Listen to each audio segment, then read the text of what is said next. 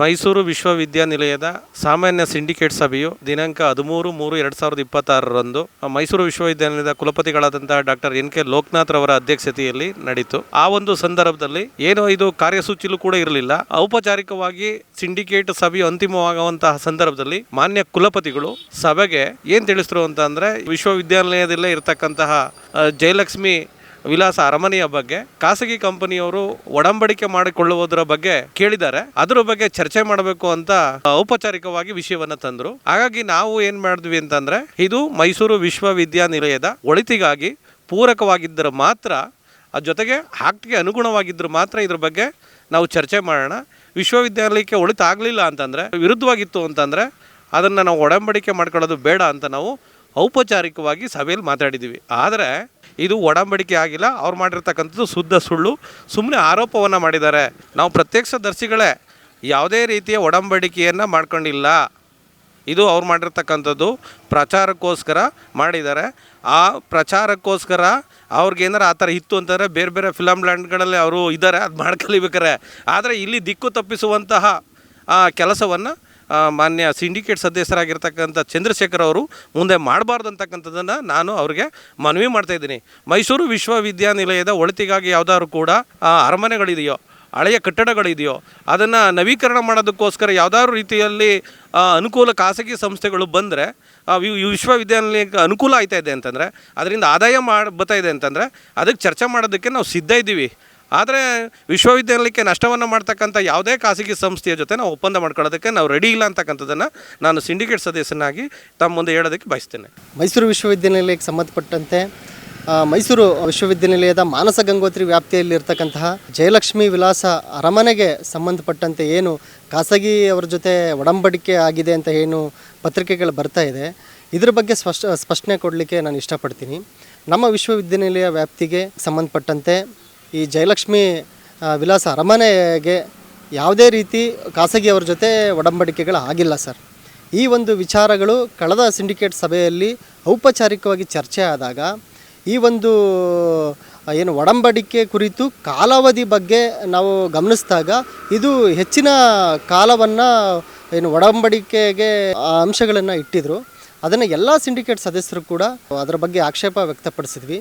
ನಂತರದಲ್ಲಿ ಏನು ಈ ಒಡಂಬಡಿಕೆ ಮೂಲ ಅಂಶ ಏನಂತಂತಂದರೆ, ಈ ಡೆಕ್ಕನ್ ಹೆರಿಟೇಜ್ ಅನ್ನೋ ಒಂದು ಕಂಪನಿ ಏನು ಜಯಲಕ್ಷ್ಮಿ ವಿಲಾಸ ಅರಮನೆಯ ನವೀಕರಣಕ್ಕೆ ಕಳೆದ ವರ್ಷ ಸುಮಾರು 30 ಕೋಟಿಯನ್ನು ಹಣವನ್ನು ನೀಡಿತ್ತು. ಆ ಒಂದು ಅದೇ ಕಂಪನಿಯವರು ಇದನ್ನು ಇನ್ನಷ್ಟು ಅಭಿವೃದ್ಧಿಪಡಿಸೋ ಸಲುವಾಗಿ ಒಡಂಬಡಿಕೆ ಅನ್ನೋ ಒಂದು ಪ್ರಸ್ತಾವನೆ ಇಟ್ಟಿದ್ದರು.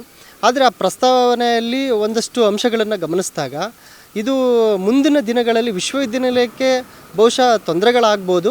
ಇದಕ್ಕೆ ಒಂದು ಉನ್ನತ ಮಟ್ಟದ ಸಭೆ ಆಗಿರ್ಬೋದು, ಸರ್ಕಾರದ ಒಪ್ಪಿಗೆಗಳನ್ನು ಪಡ್ಕೊಂಡು ವಿಶ್ವವಿದ್ಯಾನಿಲಯಕ್ಕೆ ಮಾರಕ ಆಗದೇ ಇರೋ ರೀತಿ ತೀರ್ಮಾನ ಕೈಗೊಳ್ಳಬೇಕು ಅಂತ ಹೇಳಿ ನಾವೆಲ್ಲ ಸಿಂಡಿಕೇಟ್ ಸದಸ್ಯರು ಕೂಡ ನಾವು ಒಕ್ಕಲೂರಿನಿಂದ ನಾವು ಒಂದು ವಿಚಾರವನ್ನು ಪ್ರಸ್ತಾಪ ಮಾಡಿದ್ವಿ.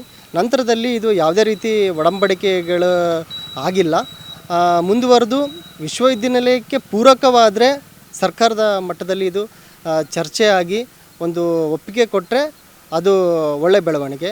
ಆದರೆ ಯೂನಿವರ್ಸಿಟಿಗೆ ಏನಾದರೂ ಮಾರಕ ಆದರೆ ಖಂಡಿತ ಈ ಒಂದು ಒಡಂಬಡಿಕೆಯನ್ನು ನಾವು ವಿರೋಧಿಸ್ತೀವಿ. ಜಯಲಕ್ಷ್ಮಿ ವಿಲಾಸ ಅರಮನೆ ವಿಷಯವಾಗಿ ಏನು ನಮ್ಮ ಸಿಂಡಿಕೇಟ್ ಸಭೆಯಲ್ಲಿ ಯಾವುದೇ ರೀತಿ ತೀರ್ಮಾನ ಆಗಿಲ್ದರೂ ಕೂಡ ಈ ವಿಷಯವನ್ನು ಡೈವರ್ಟ್ ಮಾಡ್ತಕ್ಕಂಥದ್ದು, ಇದು 40 ವರ್ಷ ಒಡಂಬಡಿಕೆಯನ್ನು MOU ಮೆಮೊರಂಡಿಂಗ್ ಆಫ್ ಅಂಡರ್ಸ್ಟ್ಯಾಂಡಿಂಗನ್ನು ಯಾವುದೋ ಒಂದು ಹೆರಿಟೇಜ್ ಸಂಸ್ಥೆಗೆ ಮೈಸೂರು ವಿಶ್ವವಿದ್ಯಾಲಯದ ಕಡೆಯಿಂದ ಮಾಡಿಕೊಡ್ತಾರೆ ಅಂತ ಏನು ಪ್ರಸ್ತಾಪ ಆಗ್ತಿದೆ, ಆ ವಿಷಯದಲ್ಲಿ ಯಾವುದೇ ರೀತಿ ನಾವು ಕ್ರಮ ತಗೊಂಡಿಲ್ಲ ಇಲ್ಲಿ ತನಕ. ಯಾಕೆಂದರೆ ಮಾನ್ಯ ಕುಲಪತಿಗಳಾಗ್ಬೋದು, ಕುಲಸಚಿವರಾಗ್ಬೋದು, ಸಿಂಡಿಕೇಟಿನ ಎಲ್ಲ ಸದಸ್ಯರಾಗ್ಬೋದು, ಯಾರೂ ಕೂಡ ಈ ಒಡಂಬಡಿಕೆಗೆ ಯಾರೂ ಕೂಡ ಮಾನ್ಯತೆಯೂ ಕೊಟ್ಟಿಲ್ಲ.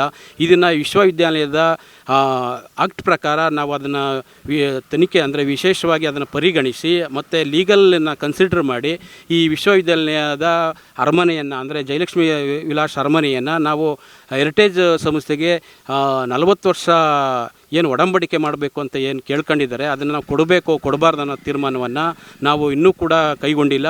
ಯಾಕೆ ಅಂತಂದರೆ 40 ವರ್ಷ ದೀರ್ಘಾವಧಿಯಲ್ಲಿ ನಾವು ಕೊಟ್ಟಿದ್ರೆ ನಮಗೇನು ಬೆನಿಫಿಟ್ಸ್ ಇದೆ, ನಮಗೇನು ನಮ್ಮ ಯೂನಿವರ್ಸಿಟಿಗೆ ಏನು ಬೆಳವಣಿಗೆ ಸಿಗುತ್ತೆ, ಇವೆಲ್ಲನೂ ಕೂಡ ನಾವು ಯೋಚನೆ ಮಾಡುವಂಥ ಪರಿಸ್ಥಿತಿಯಲ್ಲಿ ನಾವಿದ್ದೀವಿ. ಹಂಗಾಗಿ ನಾವು ಯಾವುದೇ ರೀತಿ ಇದಕ್ಕೆ ಒಡಂಬಡಿಕೆಗೆ ಯಾರೂ ಮಾನ್ಯ ಕುಲಪತಿಗಳಾಗ್ಬೋದು, ಮಾನ್ಯ ಕುಲಸಚಿವರಾಗ್ಬೋದು, ಹಾಗೆ ಎಲ್ಲ ಸಿಂಡಿಕೇಟ್ ಸದಸ್ಯರು ಕೂಡ ಯಾವುದೇ ರೀತಿ ಸಮ್ಮತಿಸಿಲ್ಲ ನಾವು. ಆದರೆ ಕೆಲವು ಮಾಧ್ಯಮಗಳ ಮುಖಾಂತರ ಕೆಲವು ಸಿಂಡಿಕೇಟ್ ಸದಸ್ಯರು ಈಗಾಗಲೇ ಇದನ್ನು ಕೊಡ್ತಾ ಇದ್ದಾರೆ ಅಂತೇಳಿ ಬಿಂಬಿಸಿದ್ದಾರೆ. ಇದು ಸತ್ಯಕ್ಕೆ ದೂರವಾದಂಥ ವಿಚಾರ. ಇಲ್ಲಿವರೆಗೂ ಕೂಡ ನಾವು ಯಾವುದೇ ರೀತಿ ವಿಶ್ವಾಸದಲ್ಲಿ ಇದನ್ನು ತೀರ್ಮಾನ ಕೈಗೊಂಡಿಲ್ಲ. ನಾವು ಇನ್ನೂ ಇದಕ್ಕೆ ಯಾವುದೇ ರೀತಿ ಒಡಂಬಡಿಕೆ ಕೊಟ್ಟಿಲ್ಲ ಅಂತ ಹೇಳೋದಕ್ಕೆ ಇಷ್ಟಪಡ್ತೀನಿ.